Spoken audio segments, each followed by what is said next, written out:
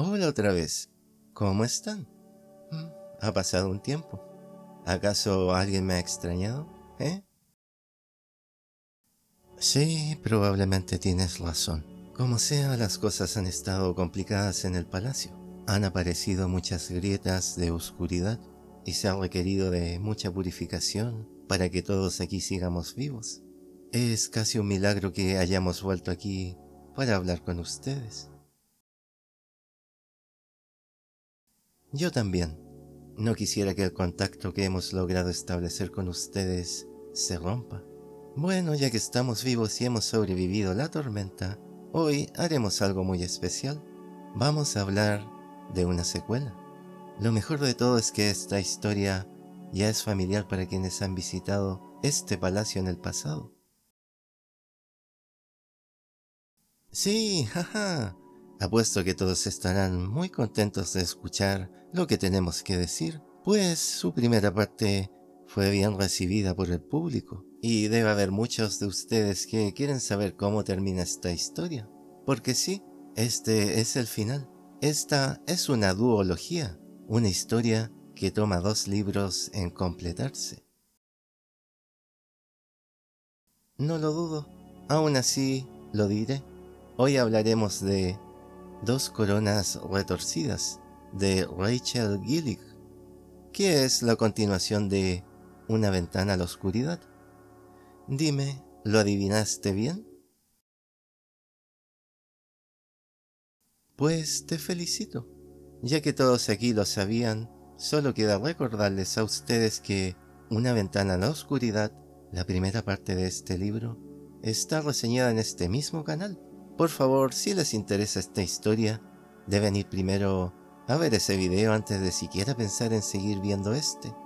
Hablar de una segunda parte es irremediablemente hacer spoilers de la primera, y no quiero que nada les arruine la experiencia. Esta es una historia muy emocionante, y deben disfrutarla de la manera más pura posible. Sí, pero no se preocupen. En cuanto hayan leído la primera parte, pueden volver aquí para saber si vale la pena seguir adelante. Para los que ya la hayan leído, por favor, quédense aquí. Ahora que estamos de acuerdo, podemos comenzar a hablar de Dos coronas retorcidas. Lo primero que tienen que saber es que esta historia comienza donde nos dejó el último libro, es decir, con la tragedia de Elspeth finalmente consumada. El terrible monstruo que habitó dentro de ella desde que se atrevió a tocar la carta de la providencia de su tío se ha apoderado de su cuerpo. A partir de ahora es Elspeth la que ha quedado relegada dentro de otra mente y es solo una testigo pasiva de lo que sucede más allá de los límites de su propio cuerpo, ahora arrebatado por el rey pastor. Sí, porque luego de 500 años el rey pastor vuelve a ser de las suyas, en lo que fue su reino, el pueblo de Blander. El rey pastor no se ha olvidado de la traición que le costó la vida a él y a toda su familia. No se ha olvidado ni por un segundo que la descendencia de su victimario, Brutus Rowan, aún gobierna en Blander, y el paso de los siglos no ha hecho más que fortalecer su deseo de venganza. El tipo no por nada es un ser monstruoso, así que deben esperar de él un comportamiento bastante malévolo y cruel. Sí, supongo. Buenas noticias. El rey pastor no está interesado en usurpar el cuerpo de Elspeth para siempre. Es más, hasta va a ayudar a salvar a Emory Yu, el hermanito de Raven. Eso implica obviamente que la gran misión del primer libro, reunir las 12 cartas de la Providencia, sigue en pie. Solo con las 12 cartas de la Providencia juntas se puede levantar la capa de niebla que se está tragando a Blander y curar a todos los infectados con magia. Porque recuerden que no solamente Emory Yu está infectado con magia, Elspeth también lo está, Raven también, y una porción importante del pueblo de Blander está padeciendo la infección que te da magia, pero que también te maldice. Claro, Pero no nos desviemos. El Rey Pastor, entonces, pese a su desagradable manera de ser, es un aliado para nuestros protagonistas. Si bien quiere destruir a los Rowan, su venganza coincide con los intereses de Raven y el resto de personajes que protagonizan Dos Coronas Retorcidas. Incluso, y frente a todo pronóstico, el Rey Pastor parece apreciar a Ranelm Rowan. Exacto, así que ya lo saben, recolectar las 12 cartas de la Providencia sigue siendo el motor de la historia. Y esperen un momento por favor. Hay algo importante que aclarar. Es un poco loco, pero ¿saben qué? Este libro, en realidad, son 2 libros en uno. Sí, lo que oyeron, 2 libros en uno. Lo que sucede es que la autora decidió dividir la acción de este libro en 2 historias separadas. Veámoslo ahora.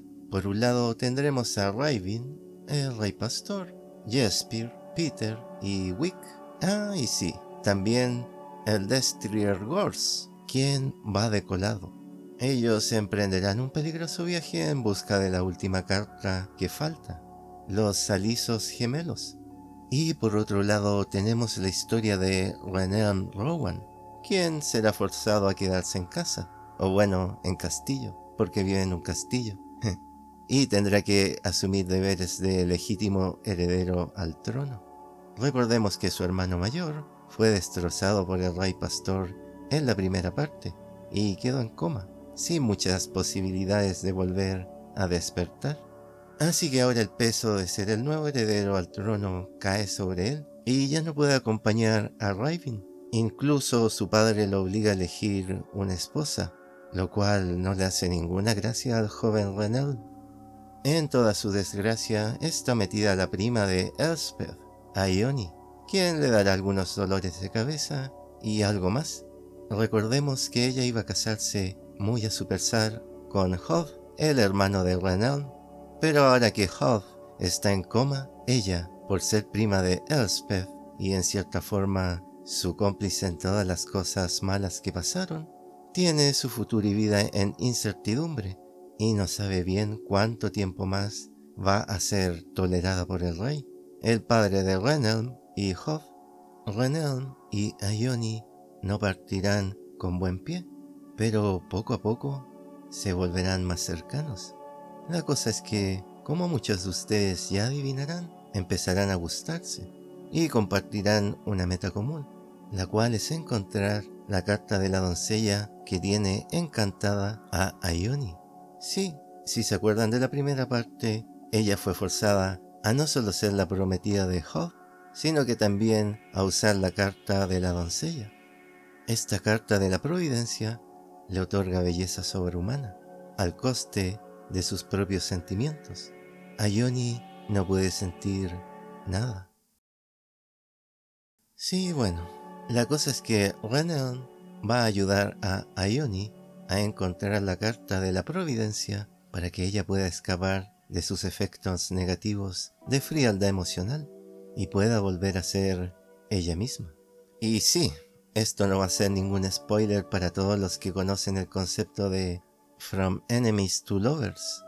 Ranelm y Ione se van a enamorar. Así que ahí lo tienen, señoras y señores. 2 libros por el precio de uno. Ah, y además cada capítulo podrá tener un sabor distinto, pues estará narrado de acuerdo a la perspectiva de alguno de los protagonistas principales. Así habrá capítulos donde veremos la historia a través de los ojos de Elspeth, otros a través de los ojos de Raven, y también los habrá a través de los ojos de Ranelm. La hay, ciertamente.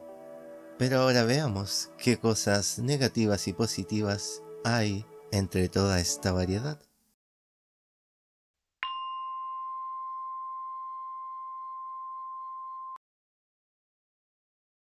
Como un aspecto positivo, podemos señalar el hecho de que los elementos de la primera parte siguen ahí.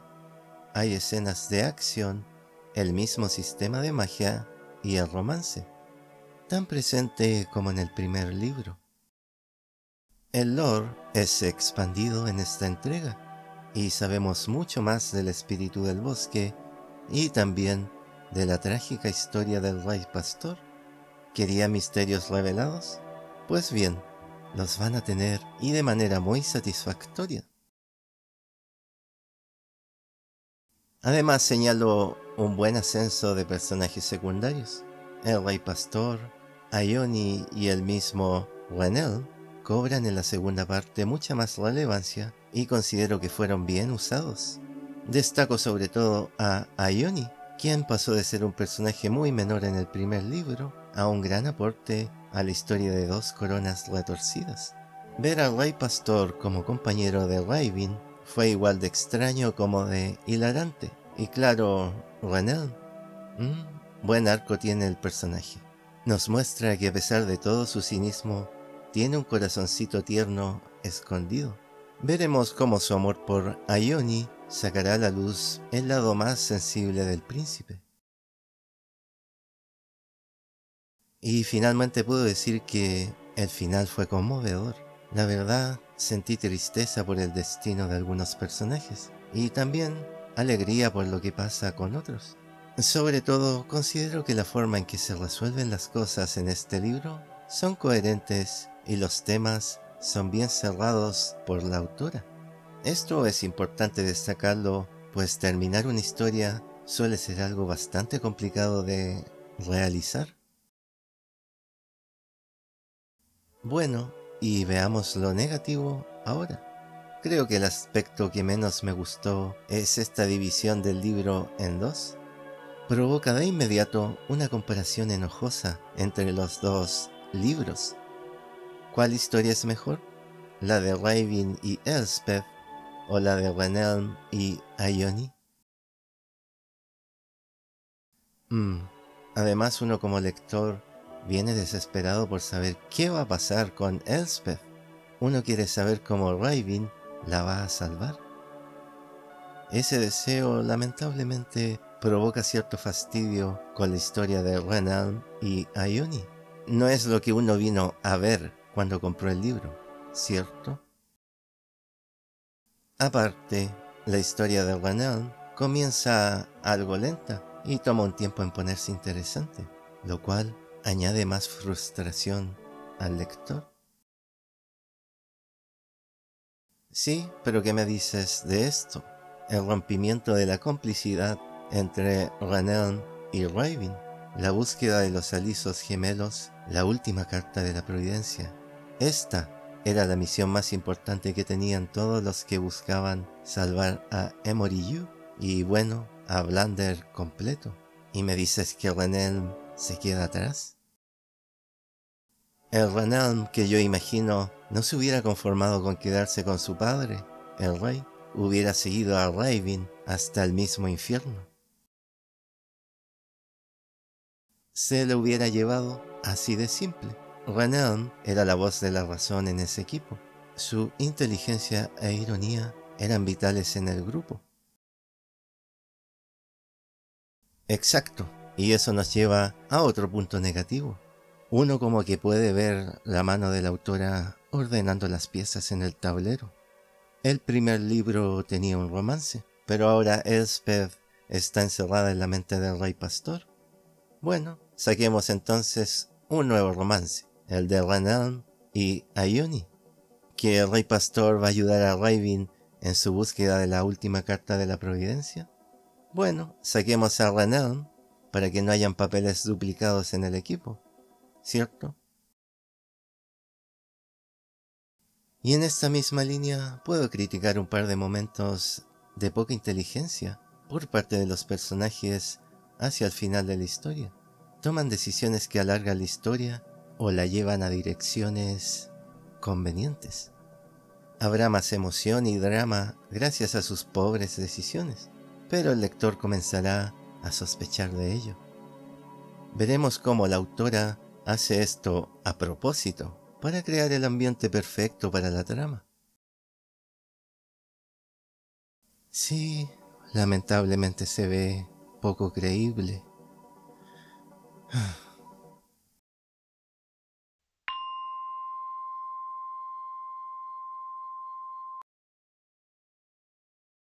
En conclusión, Dos coronas retorcidas es un buen libro. Sí, tiene unos errores feos relacionados con el empeño de la autora de conservar el romance del primer libro y con cocinar la conclusión de la historia de manera perfecta y emocionante.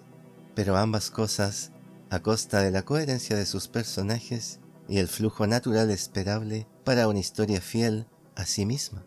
Aún así, el libro es entretenido. Hay buenos giros en la trama y nuestros personajes favoritos vuelven para darnos un espectáculo lleno de misterio, magia y romance.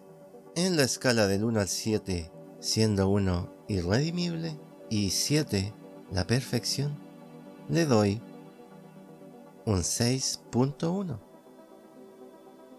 Bueno, eso sería todo por ahora.